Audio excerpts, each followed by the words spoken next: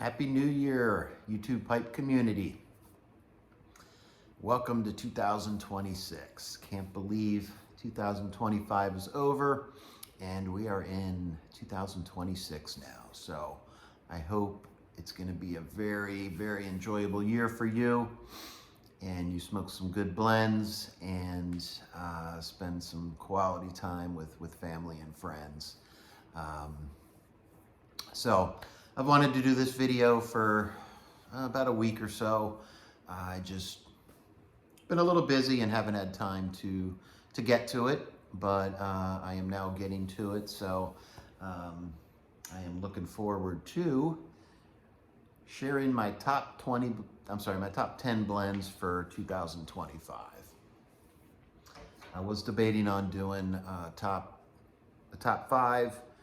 But as I was doing my list, I'm like, there's just too many good blends that I enjoyed last year that I want to add. So rather than having a bunch of honorable mention, I just decided to do my top 10.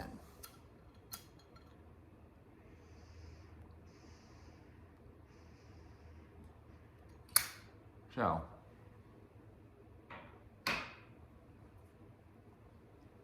now, if you've watched my videos before, you know I'm fairly new, last couple of years into this hobby. So my top list is not necessarily new blends for 2025. It's blends that I tried and what I smoked the most of last year. So they could be 10 years old, but I'm just getting to them. So these are going to be my top 10 tobaccos from last year based on how much I smoked of those blends. So some housekeeping before I get started. I am enjoying my mirror. And in it, I am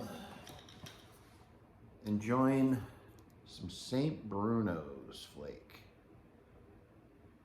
I know you guys all know about this. I finally got some earlier in the week. It's my second bowl.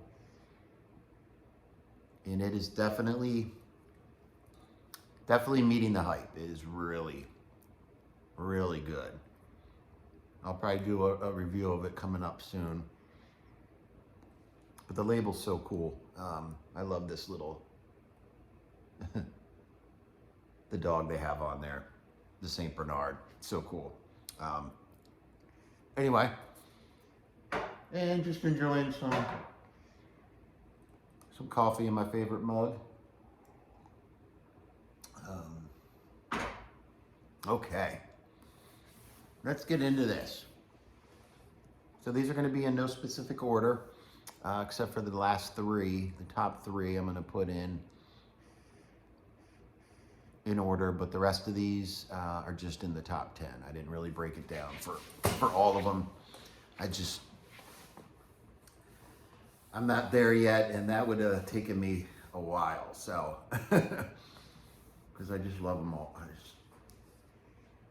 It's very hard for me to find a blend I don't like, unless it's a cherry blend. Anyway, let's get into it. All right. So let's start off with my favorite Codger blend, and that is Prince Albert. I actually found a sleeve of the old boxes that they came in, which I know are discontinued years ago. But I found a whole sleeve of 6 of them. And this has definitely became my number 1 Codger blend. Used to be half and half, but this surpasses half and half. It did right from the first bowl. All right, the next one. This is also a blend that I've heard a lot about, and I always wanted to get it, and I finally got some this summer, and I've been smoking the heck out of it, and that is Bullseye, Peter Stokkebye's Bullseye Flake. Very good vapor. The difference between this is it's rolled in coins. I don't know if you'll see that, but it has the little Cavendish center right there, which just adds a little bit of sweetness to the blend, which already has a good amount from the Virginias. But I enjoyed this a lot when I got it over the summertime. All right. My next one, which I was debating on, putting in blends that are now discontinued. But again, that's not what this is about. This is about the ones that I enjoyed last year. So my favorite Burley Flake, my favorite Burley ever, is the HH Burley Flake.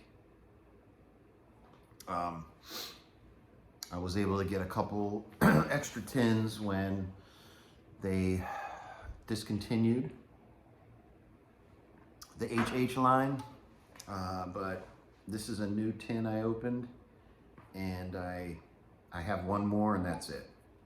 So I smoked a lot of this past year, but now it's going to be more on a special occasion because I don't have much of it, and I haven't found a full replacement for it yet. It's Burley. Obviously, had to get as a little bit of Virginia. Oh, it smells so good. And a little bit of Dark Fired Kentucky. Very good, very good. All right. My next. I did enjoy a lot of vapors this year. And this is probably the one I enjoyed the most. And that is Cornell & Diehl's Bayou Morning. This is not a flake, so this is actually a ribbon. And what I like about this is I love Perique, and this has, I've seen 25 and I've seen 30% Perique. So I don't know which one of those is right, but it is definitely a high proportion, which I really enjoy. There's also the exclusive, which has 50%, I think, 50% Perique. That one's enjoyable too. But this one, I smoked probably more of this than any other vapors in 2025. Okay. Another HH that I actually didn't try this until this year. And when I heard about, the Sutliff and HH going away, I found a bunch of these tins at one of my local places, my brick and mortars, and that is HH Pure Virginia. And these were already from 22, so these already had a number of years of age on them. So I was able to get a couple tins. And I've been really enjoying this also. So,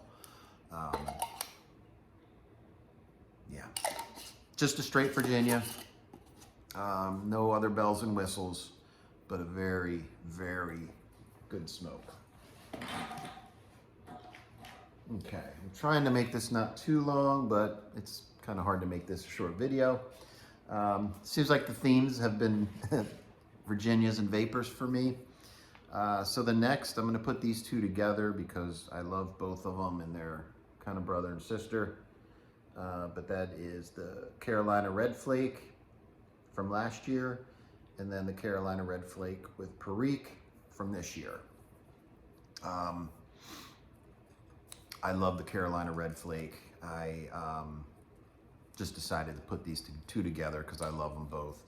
And I like the Perique version just a little bit more, but the reds that they use in these small batch blends is so good. So I wish I could have got more, but I was able to get a few tins. So so that's okay. Okay, we are getting down to the nitty gritty. All right, so I don't smoke a lot of aromatics, but there was a couple of them that I enjoyed this year. And this one definitely deserved to make the list, and that is Cornell and Diehl's Nutty Irishman. Very, very good blend. So this has some black Cavendish, unsweetened black Cavendish, and burley. So it's very nutty. I really like the Irish mist that is added on here. But the reason I think I like this so much is because it is a burley base, and it smokes like a champ. One honorable mention I wanted to add, and that's the other aromatic that I smoked a lot this year, and that is Ken Byron Ventures Burley Morning Pipe. I got this at the beginning of the year. This is my second pouch of it, and just fabulous. Sad this one's going away too, I believe. But it's great in the morning. I love coffee blends with the chocolate and the cream. It's just great. So I wanted to make sure to add that in as an honorable mention. All right, I think I'm down to my last three. And you know what? I messed up. The Bayou Morning was going to be my number 3. So I messed up. But that would be my number 3. Before I get to my last 2, I wanted to, another burley blend that I really enjoy, and I smoked a lot of this year, so this probably would be my number 4, and that is C&D's Pegasus. I'm sorry, my handwriting's horrible, but the C&D Pegasus, great burley. I know this has 3 different types of burleys, 2 different types of Virginias, and some unsweetened black Cavendish. I love this. A lot of times I will want Haunted Bookshop or something a little, a nice burley base blend, and I just don't want all that nicotine. So this is kind of like the weaker cousin of Haunted Bookshop, but it has that Perique. Wait, I'm sorry, this doesn't have Perique, but the smell of the burleys is just amazing. So it's, a lot of people think it's a little bit on the cigarette-y side. I don't agree. It's just the burleys. That's just kind of something you get with burleys. So that is, well, I'll say my number 4. But I smoke a lot of this. All right, my top 2. Number 2, which I just, first year enjoying this small batch, and I loved it. And that is Cornell and Diehl's Sun Bear Navy Cast. It's just so enjoyable. I think the topping they put on there, the honey, the elderberry, is very tasty, but is very light. And the bright Virginias, along with the Turkish, the Izmir. I think that's what it has. Izmir. It's got 2 different types of Izmir. It's just so good. I've smoked a lot of this, and I wish I had more, but this is definitely my number 2 for this year. I love the label too. I think it's really a cool little label. But next year when this comes out, I'm going to be getting as much as I possibly can. So that's my number 2. And then number 1, which has been up on my top of my list for a while, and it continues to be, and that would be Haunted Bookshop. Anybody that knows, my channels, watched my videos, you've probably heard me talk about this numerous times. I love it. Burley's, Virginia's, Perique, and I believe it's Red Virginia's. It's just so good. Very nutty. But this is one that, nutty. It's got that funk from the Perique, which I love. But this is one that I can smoke anytime. Just sometimes I haven't eaten a lot in the day, and I know that it'll probably be a little bit too much of a vitamin N for me. So that's usually when I'll smoke, the Pegasus. So that is my top 10 with an honorable mention, tobaccos that I smoked in 2025. I'm glad to, finally get this out. I'm kind of late to the show because there's been a lot of presenters posting their top pipe tobaccos for last year. So, but I wanted to make sure to get this out.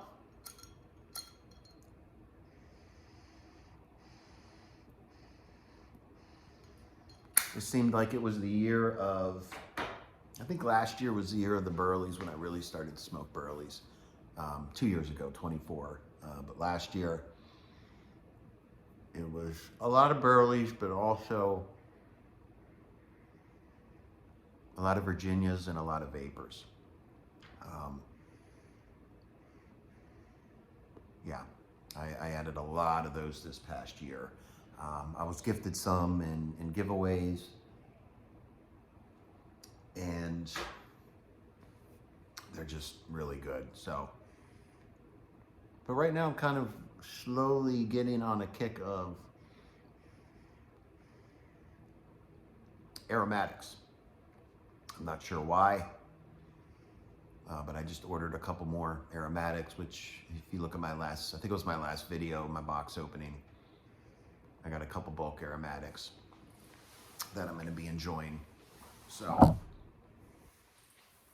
that's it for me for today. I'm going to go back to enjoying this St. Bruno's, and I just really wanted to thank you for stopping by, watching my video, my top 10, and don't feel free to post in my comments. What do you think about my list? What were your top 10 for 2025? And what are you looking forward to smoking in 2026? So thanks for stopping by. I hope you have a great Sunday, and I'll see you next time.